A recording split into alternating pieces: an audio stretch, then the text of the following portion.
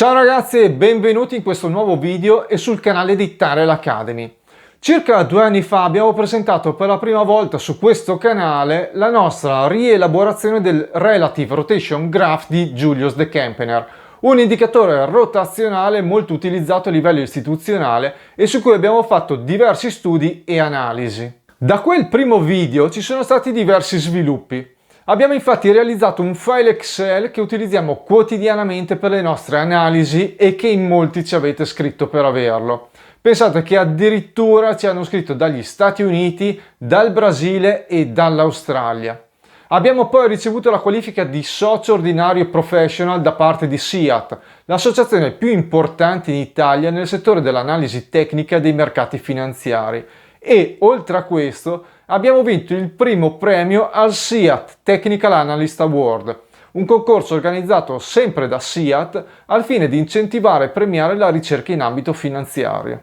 L'indicatore rotazionale che abbiamo sviluppato è quindi uno strumento che è stato piuttosto apprezzato sia dalla nostra community ma anche dalla comunità dei più importanti professionisti in Italia per quanto riguarda l'analisi e lo studio dei mercati finanziari. In questo e nel prossimo video vogliamo quindi riproporre questo argomento in modo che chi si fosse iscritto al canale recentemente e avesse perso i video precedenti possa comunque venire a conoscenza di questo strumento. In questo video vedremo come si costruisce l'indicatore, come viene interpretato e quali sono le logiche operative, mentre nel prossimo vedremo il file Excel che abbiamo sviluppato e le varie funzionalità. Bene, mettetevi quindi comodi e noi ci vediamo subito dopo la sigla.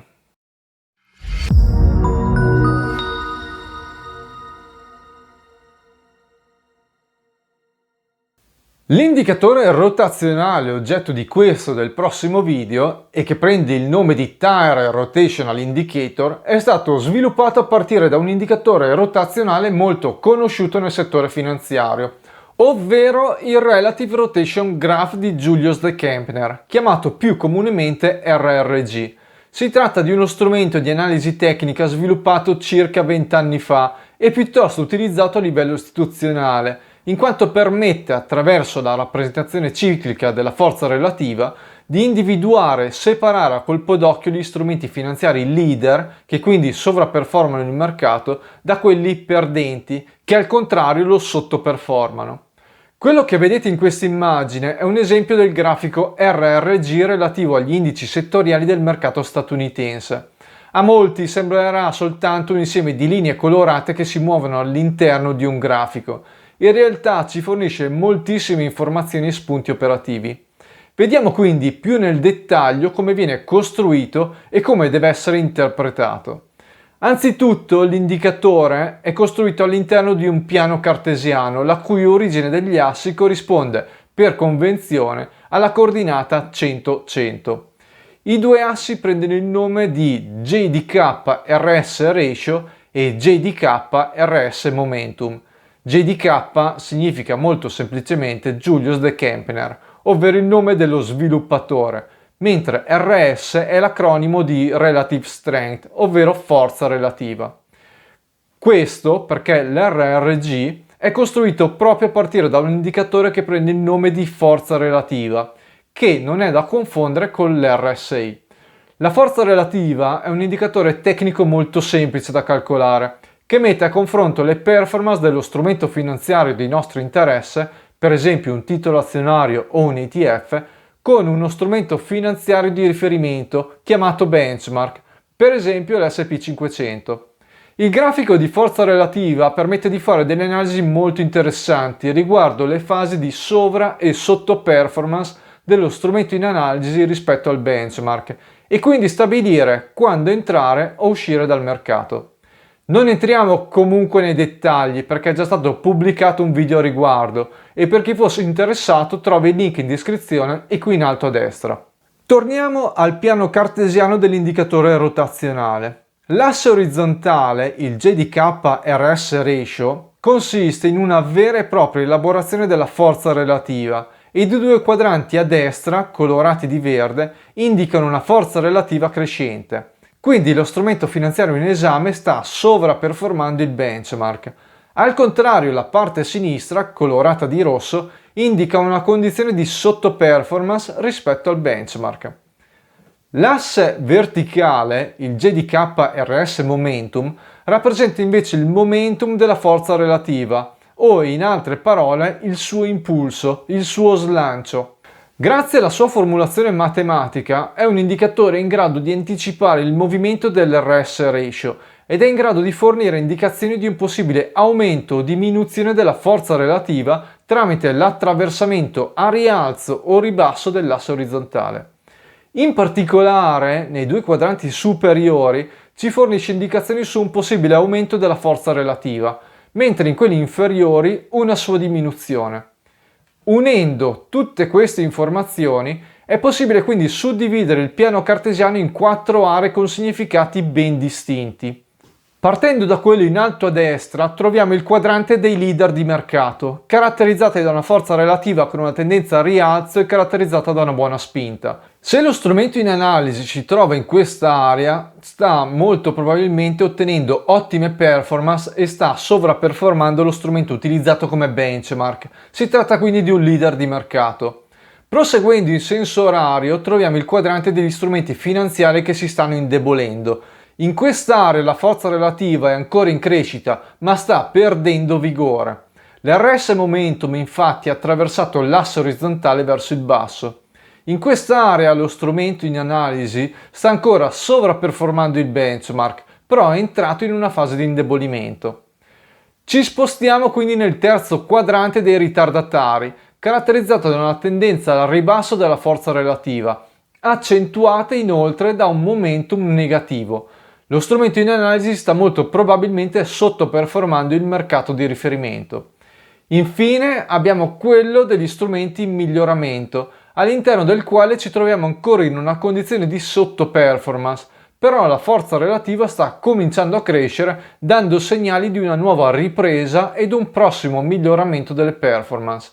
Dal punto di vista grafico, l'indicatore è quindi rappresentato da una linea che percorre in senso orario i 4 quadranti ed ogni giro rappresenta sostanzialmente un ciclo di mercato. Più nel dettaglio, ogni curva è composta da una coda, che ne rappresenta l'andamento storico, ed una testa, che individua la posizione attuale dello strumento finanziario all'interno del grafico e fornisce informazioni relativamente ai possibili movimenti futuri. Da un punto di vista più operativo, con riferimento ad un'operazione di acquisto, le indicazioni fornite dallo sviluppatore suggeriscono 2 approcci, uno cautelativo ed uno aggressivo. In quello cautelativo, l'acquisto e la vendita avvengono nel momento in cui la curva attraversa l'asse verticale, quindi si apre un'operazione di acquisto quando la testa della curva entra nel quadrante dei leader e si chiude la posizione quando entra in quello dei ritardatari.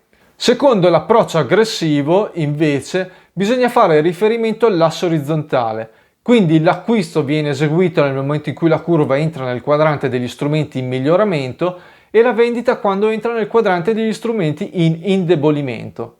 In sostanza, con questo secondo approccio si cerca di acquistare sui minimi di mercato e vendere sui massimi, cercando di cavalcare il trend di crescita dei prezzi fin dall'inizio. Ovviamente però i falsi segnali sono più frequenti ed il rischio è potenzialmente maggiore.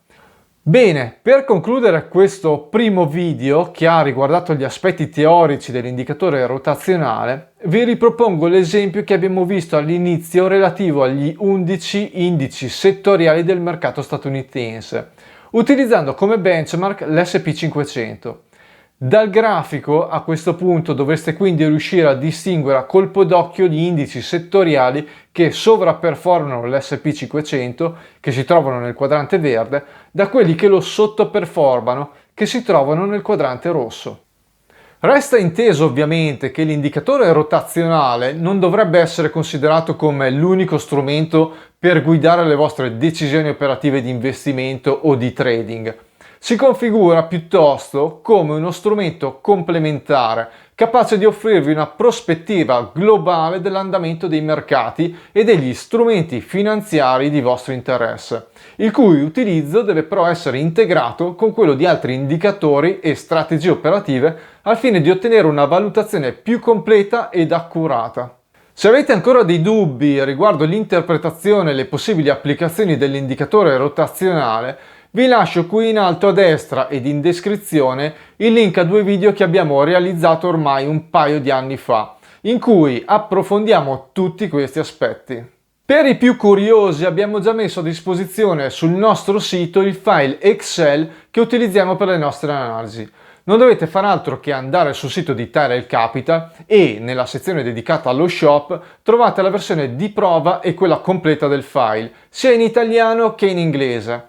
Selezionate quindi la versione di prova, completate la procedura di acquisto, che è necessaria anche se il file di prova è chiaramente gratuito, e il file verrà scaricato immediatamente in modo automatico e lo troverete nella cartella di download del vostro PC. Tra qualche giorno pubblicheremo il video con la spiegazione del suo utilizzo e di tutte le funzionalità. Però se volete potete cominciare a scaricarlo e a provarlo.